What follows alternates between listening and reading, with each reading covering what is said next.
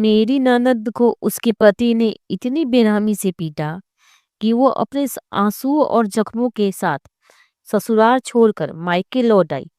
जब मेरी सास ने अपनी बेटी की हालत देखी तो उन्होंने वो कदम उठाया जिसकी किसी ने कल्पना भी नहीं की थी, और उनके इस साहसी फैसले ने सबको चौंका कर रख दिया। निशा मेरी ननद थी, देखने में जितनी सुंदर, स्वभाव में उतनी ही सौम्य और सहनशील। हर माँ बाप की तरह मेरी सास और ससुर ने भी उसकी शादी बड़े अरमानों से की थी। अजय नाम का लड़का देखने में ठीक ठाक, पढ़ा लिखा और नौकरी करता था। शादी बड़े धूमधाम से हुई थी, लेकिन किसे पता था कि शादी की चमक धमक के पीछे एक भयावह अंधकार छिपा है। शादी के शुरुआती कुछ महीने अच्छे बीते। निशा ने हर रिश्ते में खुद को ढाल लिया था। सास, ससुर, ननद और सबसे बढ़कर अपने पति अजय के लिए वो हर दिन ससुराल को घर मानकर जी जान से सेवा करती रही। लेकिन समय के साथ चीजें बदलने लगी। अजय का स्वभाव भी बदलने लगा। वो छोटी छोटी बातों पर चिल्लाने लगा। निशा अगर देर से खाना परोस देती तो गुस्से में उसे ताने देता। धीरे धीरे बात गाली गलौज से आगे बढ़कर मारपीट तक पहुंच गई। पर निशा ने शुरुआत में सब कुछ सह लिया, यह सोचकर कि शायद उसकी गलती होगी, शायद अजय का मूड खराब होगा, या शायद कुछ दिन बाद सब ठीक हो जाएगा। एक दिन निशा ने अपनी माँ से फोन पर बात की। उसकी आवाज कांप रही थी। माँ, मैं ठीक हूँ, उसने कहा, पर उसकी आवाज में आंसू छिपे हुए थे। बिटिया, तू रो रही है। मेरी सास तुरंत सतर्क हो गई थी।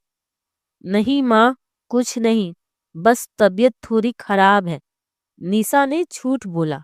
लेकिन मेरी सास ने माँ का दिल रखकर बात खत्म नहीं की। उन्होंने मुझसे कहा, बेटा, निशा से कुछ छुपा नहीं सकता, जरा पता लगाओ कि वहाँ क्या चल रहा है। मैंने अपने पति से बात की और दोनों ने तय किया कि हम निशा के घर एक सरप्राइज विजिट करेंगे। हम वहां पहुंचे तो निशा के चेहरे पर डर और घबराहट थी। उसने दरवाजा खोलते ही हमें अंदर खींच लिया। उसके गाल पर हल्का सूजन था, हाथों पर खरोच के निशान, और आंखें रो रो कर लाल हो चुकी थी। यह क्या है निशा? क्या अजय तुम्हें मारता है? मेरे पति ने पूछा। वो फूट फूट कर रो पड़ी। भैया, मैं टूट चुकी हूँ। वो मुझे इंसान नहीं समझता, बस गुस्सा आता है तो मारता है, फिर माफी मांगता है, फिर वही दोहराता है। हम उसे तुरंत मायके ले आए। मेरी सास जब उसे देखी तो अस्तव्य रह गई। एक पल को उनकी आंखें नम हो गई, लेकिन अगले ही पल उनमें एक चिंगारी भड़क उठी। माँ, मुझे माफ कर दो, मैं सफल हो गई, मैं असफल हो गई। निशा ने कहा, नहीं बिटिया, तू असफल नहीं, असफल वो है जिसने एक बेटी को तकलीफ दी। अब उसे जवाब मिलेगा, और ऐसा मिलेगा कि वो जिंदगी भर याद रखेगा। उस रात मेरी सास सोई नहीं। वे निशा की मेडिकल रिपोर्ट, फोटो और उसके सारे मैसेज सबूत के तौर पर फोल्ड फोल्डर में इकट्ठा करती रही। अगले दिन सवेरे 9:30 बजे मेरी सास ने मोहल्ले की कुछ शख्स महिलाओं को बुलाया। उन महिलाओं को जो समाज में महिला शक्तिकरण से जुड़ी थी। उन्होंने सबको निशा की कहानी सुनाई। अगर हम अब भी चुप रहे तो कल हमारी बिटिया भी ऐसे ही पीड़ित होंगी। फिर मेरी सास अपने बेटे बेटे को मोहल्ले की महिलाओं और 2 पत्रकारों के साथ अजय के घर पहुंची। अजय को देख मेरी सास एकदम शांत भाव से बोली, बहुत मर्द बनता है ना तू। चल अब तेरी मर्दांगी का सच सामने लाते हैं। उन्होंने निशा की चोटों की रिपोर्ट और तस्वीरें उसके मुंह पर फेंक दी। ये है तेरा प्यार, ये है तेरा सम्मान, अब ये सब पुलिस स्टेशन में दिखेगा।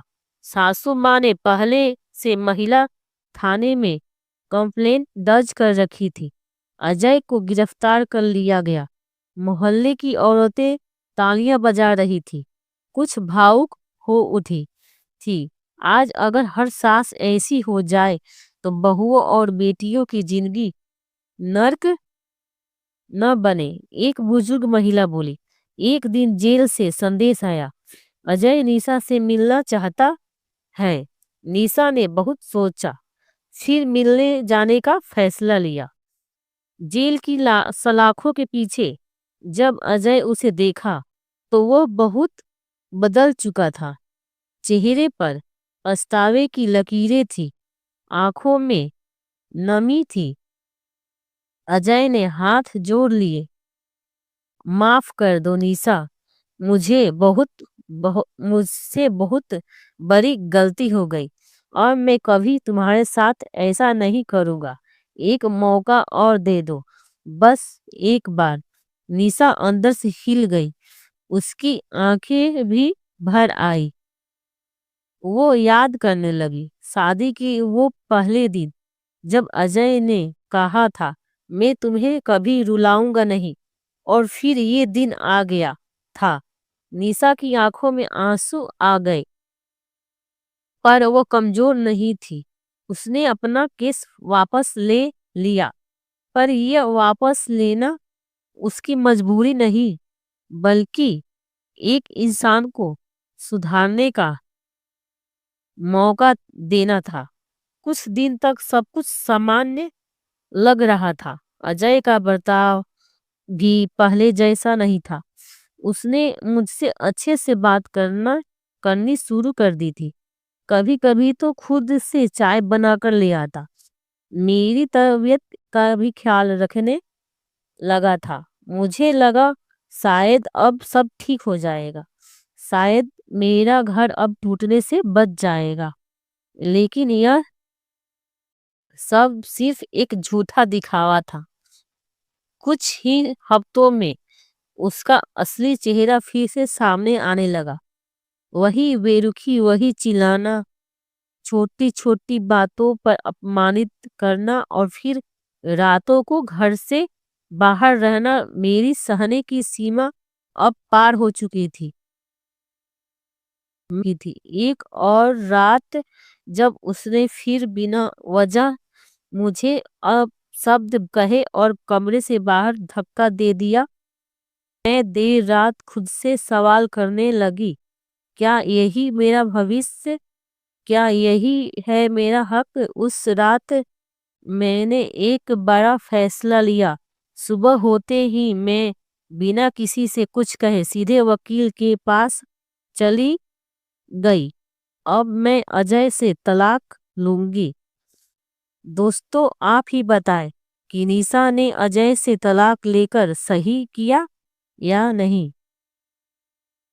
अगर मेरी कहानी ने आपके दिल को छू लिया हो तो कृपया मेरी कहानी एसपी वॉइस चैनल को सब्सक्राइब करें, वीडियो को लाइक करें और बेल आइकन दबाना ना भूलें, ताकि मेरी अगली कहानी भी सीधे आप तक पहुंचे।